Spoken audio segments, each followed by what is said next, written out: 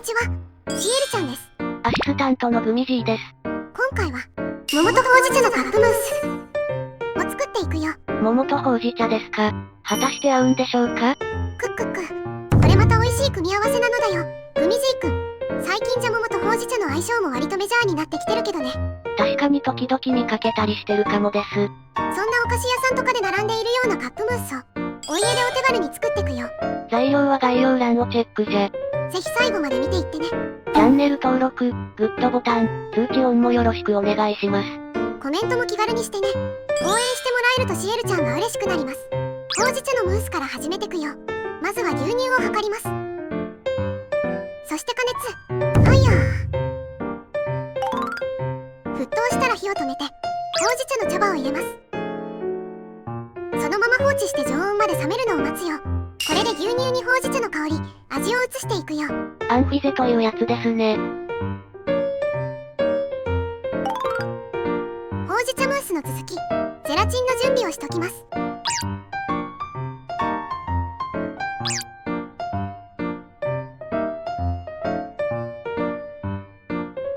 冷蔵庫に棒、そして生クリームを立てる。お砂糖さん、ガチャコーン、いい。ムース用の生クリームのはバチバチには立てない方がいいよ。5、6分立てくらい、緩めの角が立つかどうかくらいがおすすめ。緩めの方が口どけ感が良くなります。これくらい。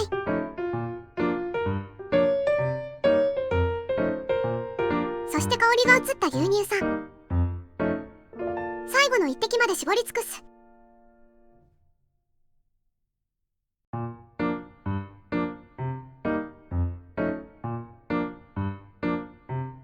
ありがとう、ほうじ茶ちゃん。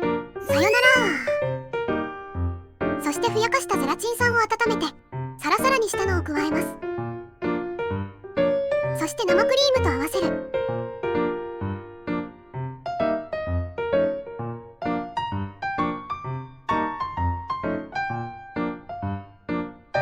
そこもしっかりと。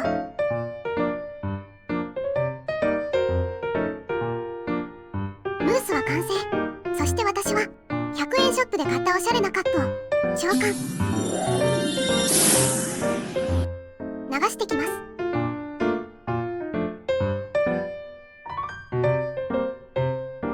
軽くトントン。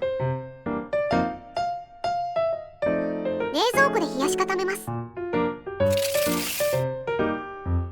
冷やしてる間に缶詰の桃ちゃんを準備しちゃおう。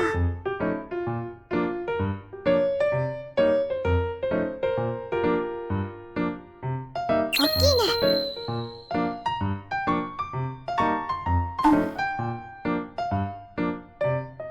シロップと果肉を分けちゃいます。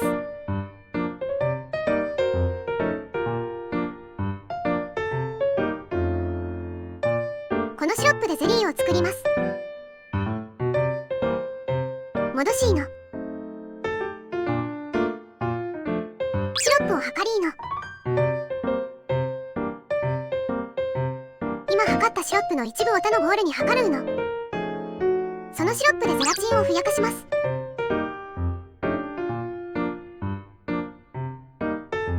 一旦冷蔵庫。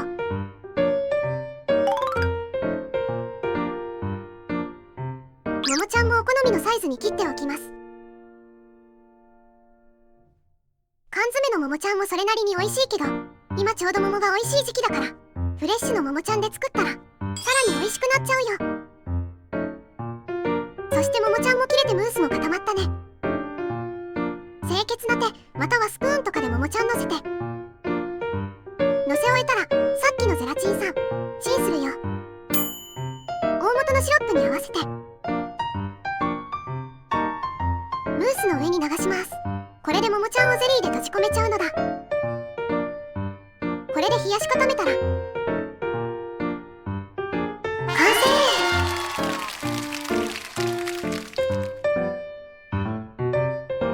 それではいただきます。おいしい。桃とほうじ茶、相性はバッチリね。